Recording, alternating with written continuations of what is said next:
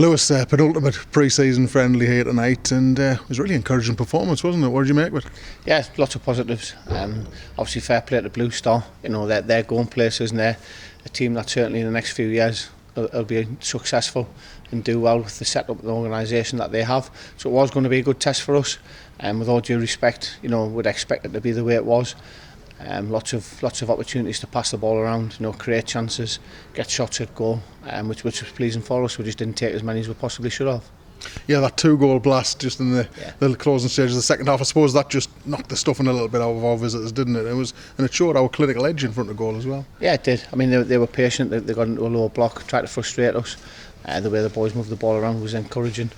You know, the decisions that they made, just tweaked a couple of things at half time. A few of the players stepped up and spoke, you know, about the tempo, go a little bit quicker and we get more opportunities and just be a bit more ruthless in front of goal. But the 2 goals we scored, actually the 5 goals that we scored were good. 6 goals was it in the end, were really encouraging.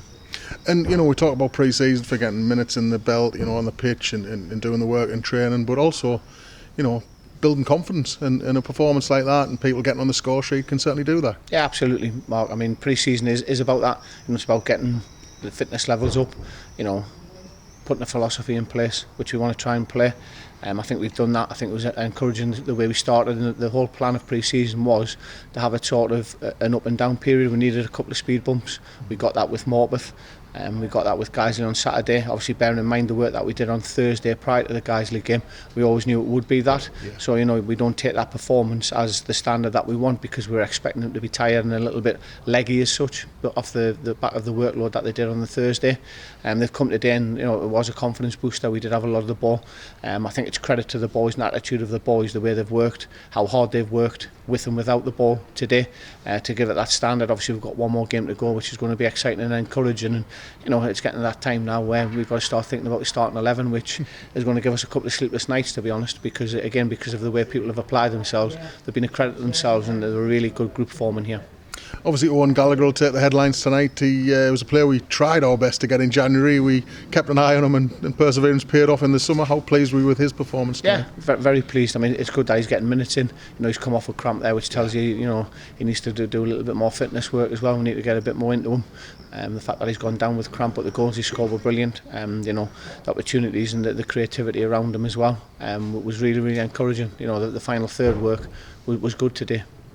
And you talked about that. I was going to ask you there, how close are you in your minds there in that office, you know, to being able to name a starting 11, because it does look like it's a fairly tricky proposition. Yeah, we've spoke about it a few times. You know, it's going to be it's nigh impossible at the minute.